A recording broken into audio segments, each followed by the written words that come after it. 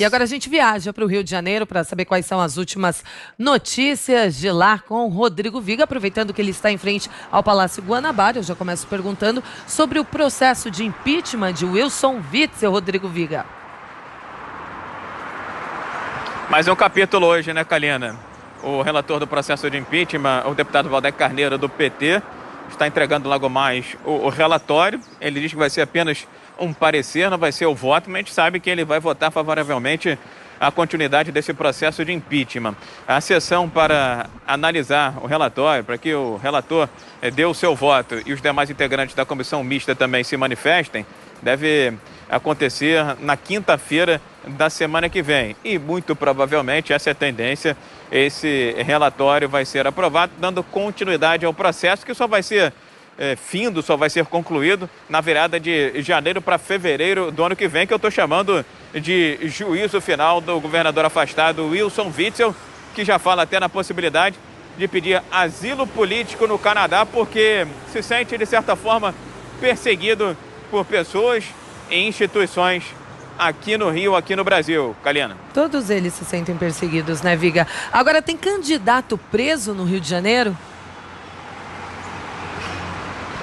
É um candidato a vereador do PDT, pastor Elisamar Miranda. Ele é acusado de chefiar uma narcomilícia em Belford Roxo, município da sempre temida, perigosa e violenta Baixada Fluminense. Na verdade, ele herdou os negócios, né, a narcomilícia do irmão dele, que foi preso no ano passado também pela polícia do Rio de Janeiro, mas de trás das grades continuava dando as cartas. E o pastor Elisamar, como era conhecido, candidato a vereador à Câmara Municipal de Belford Roxo, na Baixada Fluminense, foi o herdeiro, era o fantoche do irmão que estava preso. São pelo menos 7 mandados de prisão e vários de busca e apreensão sendo cumpridos nesta quinta-feira. Mas o candidato a vereador do PDT já foi preso lá na Baixada, viu, Kalina?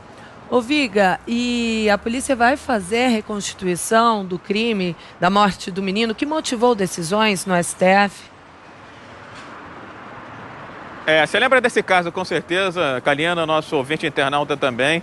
Morte do menino João Pedro Marques, 14 anos de idade, foi em maio desse ano, ação conjunta de Polícia Civil e Polícia Federal no Complexo do Salgueiro, São Gonçalo, na região metropolitana, uma ação desastrada e trágica, porque resultou na morte do inocente de 14 anos de idade.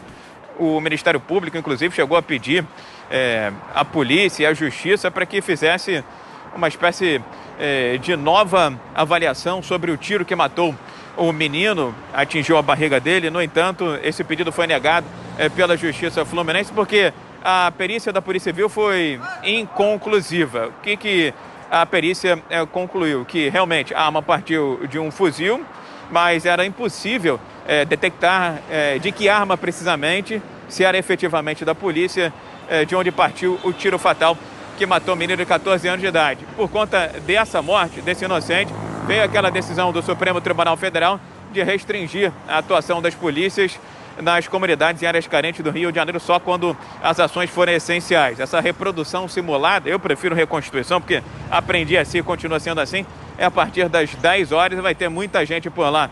Viu, minha cara, Kalina? Pra gente fechar, Rodrigo Viga, tem novidade do incêndio que atingiu o Hospital Federal de Bom Sucesso? A gente sabe que tem muito trabalho acontecendo.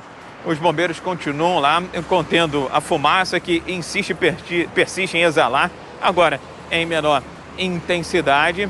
E esse trabalho não tem prazo para terminar. As principais suspeitas, Kalina, ouvintes internautas da Jovem Pan, dão conta de que o problema elétrico manifestado já pela direção do hospital ainda no ano passado tenha sido a causa, tenha sido o estopim para o incêndio da última terça-feira. O hospital já está praticamente vazio, 4 mortes foram contabilizadas e uma 5ª morte suspeita ainda está sendo investigada. O hospital vai ser fechado agora a partir de novembro. Mas como as condições estruturais, principalmente elétricas, eram muito ruins, eram muito obsoletas, muito provavelmente ali foi a origem do incêndio de grandes proporções nesse Hospital Federal de Bom Sucesso, na zona norte do Rio de Janeiro, que ainda tem muito trabalho para o Corpo de Bombeiros por lá, viu, Kalina?